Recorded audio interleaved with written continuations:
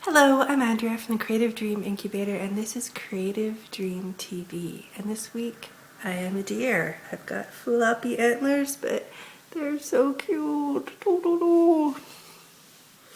And this week I want to talk about this this big thing I'm seeing, this difference in approach that I see people take between people who struggle very much with their dreams and people who don't struggle very much with their dreams. We all struggle sometimes with some things, but I guess it's the ratio of struggle to ease that I'm looking at. This is one of the things that I saw really clearly when I did all of those free creative dream coaching sessions, just being able to work. I did 100 sessions in 6 weeks. So working with so many people all at once gave me a really, really good opportunity to just get a kind of a bird's eye view of what happens in the creative community when people are kind of struggling with bringing dreams to life. And so the people who are struggling more, they assume it's that I need more money, I need more time, I need more support, that kind of stuff. And the people who are struggling less don't necessarily have more money, time, or support. They have a different approach that they're taking. And that approach is all about what I would describe as connecting with your dream soul to soul. So this is one of the main things that I teach and do in all sorts of different ways, because it's something that there isn't one way to do it, because there's a lot of things happening there. There's you connecting with your own soul, connecting with your, what I call your creative magic, which is your spirit and your purpose and your power. These are super, super powerful qualities and powerful parts of you that in general in our culture we're kind of shown how to stuff all those things in a box and pretend that they don't exist and go on about our lives as though we were not, creative geniuses with the power to make anything happen. So the part of it is like finding that box and unpacking it and getting reacquainted with your own soul and your own source of creativity and power and purpose. And then the other part is understanding the heart and soul of your dream. We tend to struggle more when we're focused on the physical thing, right? So then it's like physical me working on physical dream. Well, there is a crap load of obstacles on that path, right? There is. I don't have enough time. I don't have enough money. I don't have enough support. I don't really know what I'm doing in some parts of it, but mostly I could figure that out if I have more time and if I have more money and if I have more support, and I don't. And then it's just sort of this downward spiral that happens there, right? And so if you connect then your soul, even if you're going the soul of you looking at the physical dream thing, it gets easier because now you're plugged into purpose and power and you have this bigger vision of yourself. But then if the soul of you could plug into the soul or the heart and the essence of your dream, now you are where the real magic happens. So the soul and the essence and the heart and the soul of your dream is different than the physical thing, right? Like for the majority of people that I talk to, their dream is in some way of making a living doing the things that feel true to them. And that's really what we all want. It's not about money. It's about living lives that feel true to who we are, and so not spending most of our time at some stupid job that we don't really care about but have to be there because we need the money or the stability or the insurance or whatever it is. Right? So it's finding ways to live more of our lives more in tune with who we are, and then one part of that has to be making money because we need it to come from somewhere.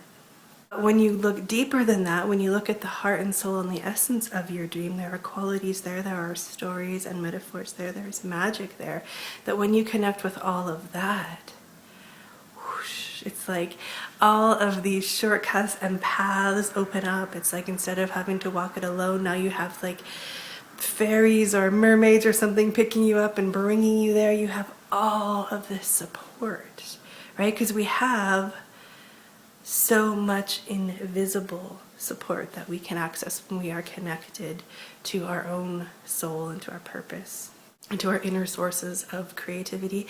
And then there's also the soul of our dream also has so much invisible support, right? So that place where I see people struggling the most is when they're not recognizing that their dream has a heart and a soul, and they don't know anything about this, what is basically the essence of your dream. Because when you're setting out and you don't have any of your dream like real in your physical world, it does exist in the spiritual realms. That heart and soul of your dream is a real thing, and it has its own sources of invisible support, and it has all of these ways that it's almost like invisible spiritual cheerleaders who are cheering for it and sort of pushing it along and trying to help it come into being. And all of that support will be there with you when you can connect with it in that way.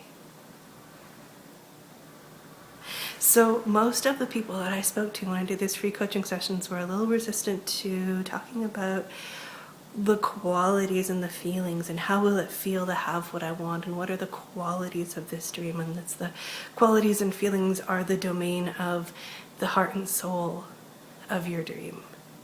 And we have got to be able to let go of the physical thing, at least for some time, and connect more fully with the essence, with the qualities and with the feelings, because that is what really creates the possibility and the space for the dream to actually come to life. If it's just you, your physical self, working on this physical thing, oh, it's so hard.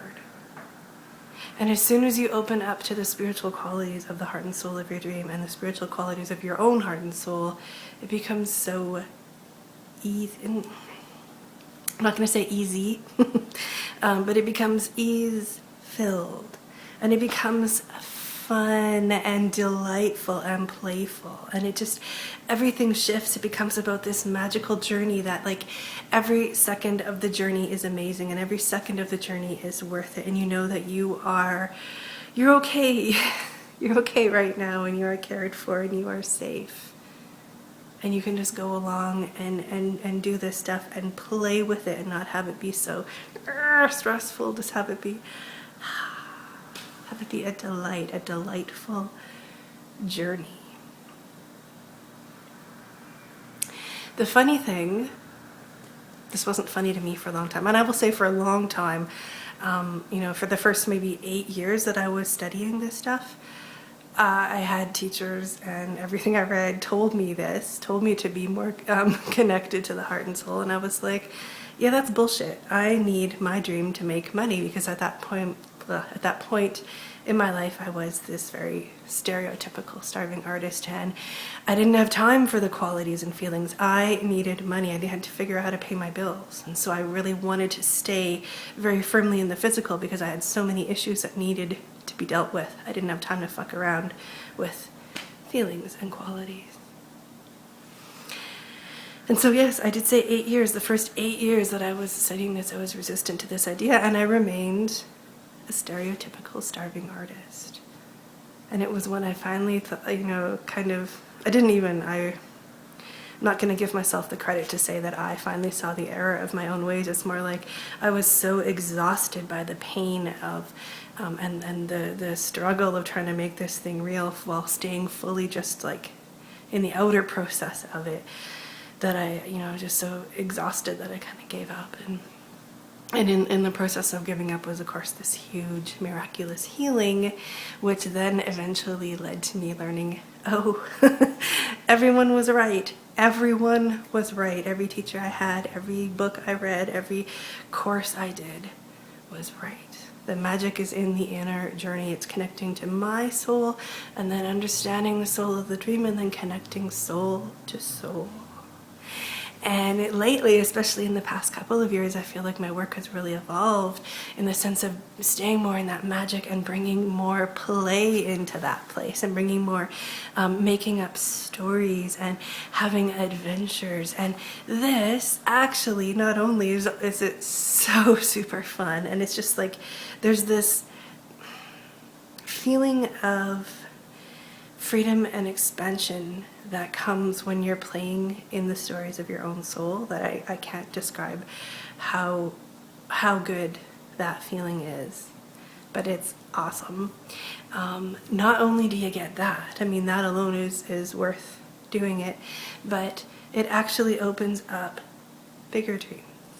It makes the dreams, the dreams that you're already seeing, it makes them happen easier, yes, but it also shows you the bigger picture of what you're here to do, what your purpose is when you're really, truly connected to your own power and to your own vision. So beautiful and so amazing. And so I just want to encourage you to spend some time this week really thinking about that.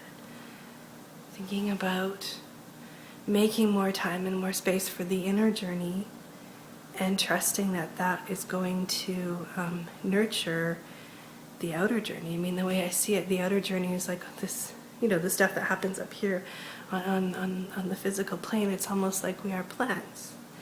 And being more present in the inner stories and all of the magic that happens on the soul level, that's the roots of the plants. And the more that we are nurturing and tending to that, the more the plants on the surface can just grow and thrive and be who they are meant to be.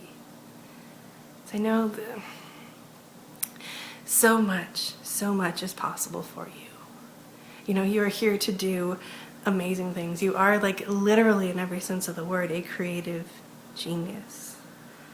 You can totally do it. And so I just want to encourage you to sort of plug into that inner source of magic and power and see how that can impact you. And I would love to have you along for the ride. We're going to do this together in the Creative Dream Incubator. We're starting next week. It's going to be the best. It's going to be the best, by far the best session that I've done of this, because on top of everything that you get in the regular Creative Dream Incubator, we're having group coaching sessions every week for 8 weeks. We have everything that we do in the Creative Dream Circle. There's more than I can even mention. I just want to say this is the best. We're going to have so much fun together. It's just going to be so fun and so magic, and I would love for you to be a part of all that.